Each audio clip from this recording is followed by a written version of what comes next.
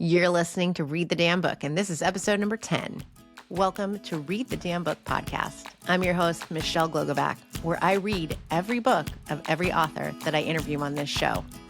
This is a spinoff of the Webby-nominated My Simplified Life podcast, where we go behind the scenes. I don't just want to hear about the book. I want to hear about the author, the human being behind the words that we all fall in love with. Here, you're going to hear directly from the authors what their journey through life has been like, their journey through writing their book, and some behind the scenes on every book. So let's get started and read the damn book. Hey friends, welcome back to another episode. I'm your host, Michelle Glogovac, and today we are doing a solo one where I want to share with you my thoughts and review on 107 Days by MVP Kamala Harris. I devoured the book. First and foremost, you should know up front, I'm a fan. I was one of 700 authors who formally endorsed her. I connected with people on her campaign, and I like her. I am for her. And I think obviously if we had all voted for her, we would not be in the current shit show that we are all living through. And these 9 months would not feel like it has lasted a million years and aged us. So first things first, 107 days.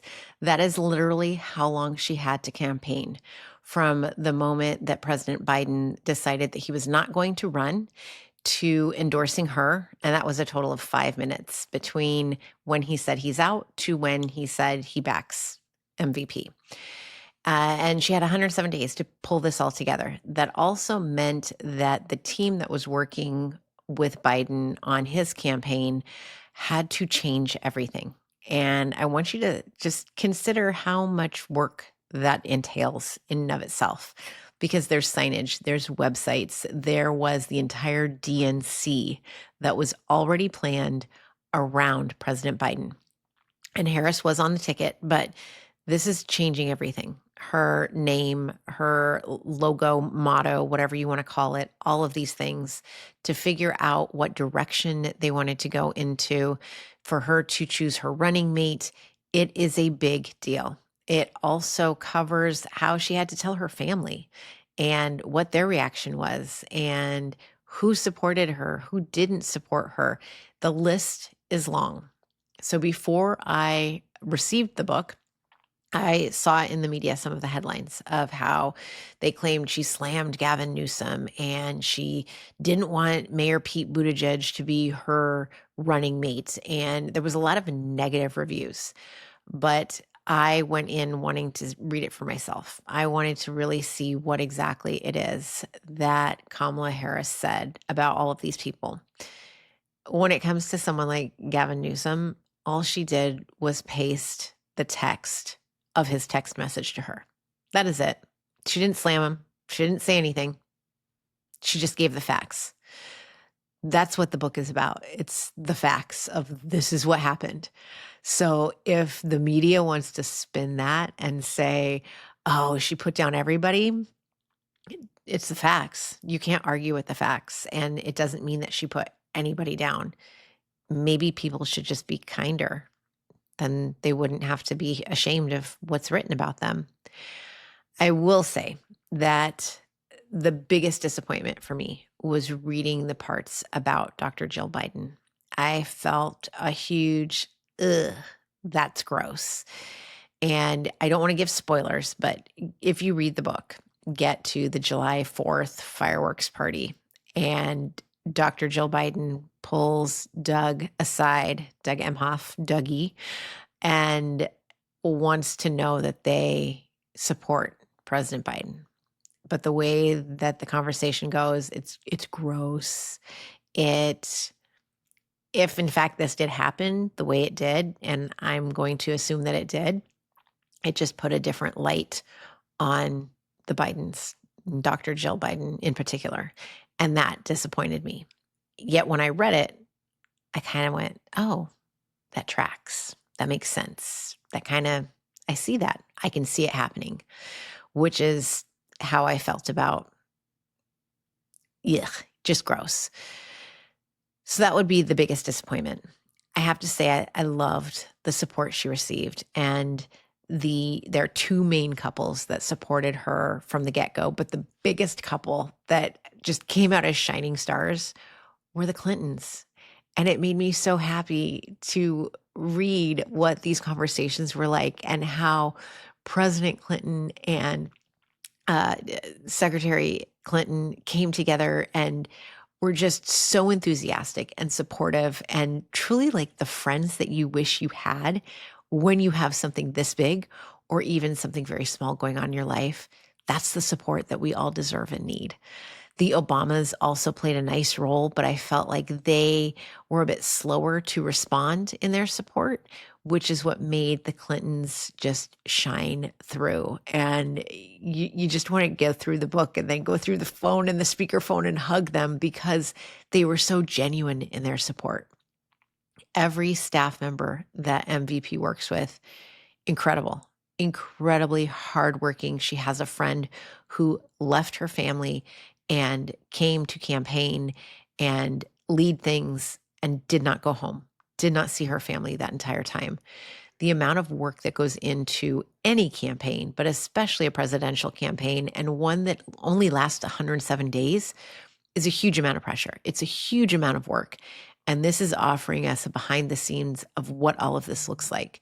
Not only that, but we get the opportunity to see what it's like to campaign for president while being the vice president at the same time and having these two huge positions that you have to stay at. It's amazing. And I enjoyed getting to really read what the conversations were when it came to the debate and how Trump wanted to back out and would flip and flop. Basically, who he is and who we all know these days, he was that way on the campaign trail. How JD Vance was Mr. Cocky and wanted to see what his plane would look like. And he held up traffic for Harris. These guys are gross and they've always been gross. She just sheds light for all of us to see it, to see what she's experienced. And she doesn't put Mayor Pete down. She actually wished that he was her running mate. And what she says in the book is that America wasn't ready for a gay vice president. I wish that I could say that America is ready, but I think that right now we continue to see a huge rise in racism, in bigotry, in homophobia. And that is what she means by America is not ready. Americans are coming out of the woodwork in the most disgusting way right now in the hate that is so filled. The hate of anyone who doesn't look, act, talk the same way as these individuals. And so that's why America is not ready. It's not that America couldn't have a gay vice president. It's not that America can't have a Black, female, Asian president. We absolutely should. There is no reason why we shouldn't. But we have too many Americans who think it is okay to be hateful, to be bigots, to be racist, to be homophobics. And it's all because they are scared. They are scared of people who aren't carbon copies of themselves. What's going to happen if these people rise up and take authority over our country? Guess what? We'll probably all live better. We certainly are not living any better today having Taco McTits in the presidency. He may look like a lot of you. He may talk like a lot of you. He may, quote, believe the same religion you do. He doesn't. And we're not better off. In fact, we are worse off than ever before, I would say. So that is what I believe Kamala Harris meant when she said that America wasn't ready for Pete Buttigieg. I think we need someone like Pete. I think we need people who will stand up to this administration. And that is what I loved reading in this book. She shares what her previous career had been like. And if you have been paying any attention along the years, then you would have already known that she's always been for the people. That is how she would walk into a courtroom. Kamala Harris, for the people. You know, I'm a big fan of for the people. If you are not for the people, then who are you for? Yourself. And that's not enough. It won't be enough. It's never enough. You have to be someone who's for the people. I thoroughly enjoyed reading 107 Days. I cried thinking of what we could have had. I think many of us have done this many times, many times since November.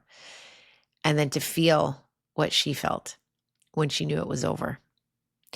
To not only know that it was over, but then to have to certify the results. Kamala Harris is a very big person. She's a bigger person than I am, I think. I know, because I don't know that I could hold back. You know that I don't hold back in any way, but to be in her position and to be as kind and generous to this man, much bigger person than I am. He doesn't deserve the graciousness that she has extended to him. She called him after the, I'm using air quotes, assassination attempt, and she wished him well. She shook his hand at the 9/11 memorial after he obliterated her.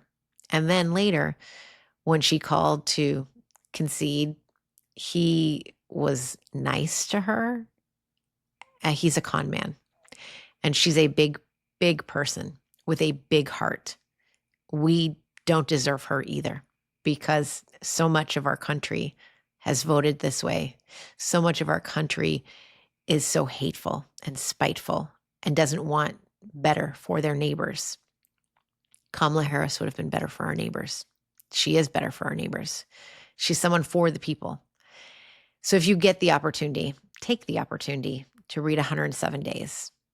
It is a part of history that we all need to remember, especially before someone tries to erase it and say that maybe she didn't even run. Maybe it was a figment of our imagination, because at this point, I put nothing past them. They're off the rocker. They're unhinged. They're gross. They're nasty. Kamala Harris for the people. She had 107 days, and she kicked some major ass during that time. Her entire team kicked ass. They ran the best that they could. Yes, mistakes were made along the way. She admits that. But it shouldn't have cost the election. I beg you to please pick up the book. Make sure that it's a part of your family's bookshelf, because this piece of history should be not only remembered, but read by all. All can see, should see, remember what those 107 days were like, what this woman went through as a candidate, as the Vice President of the United States, and also so we can all be reminded of what we could have had and what we should have had as our president. So please, go out, read the damn book.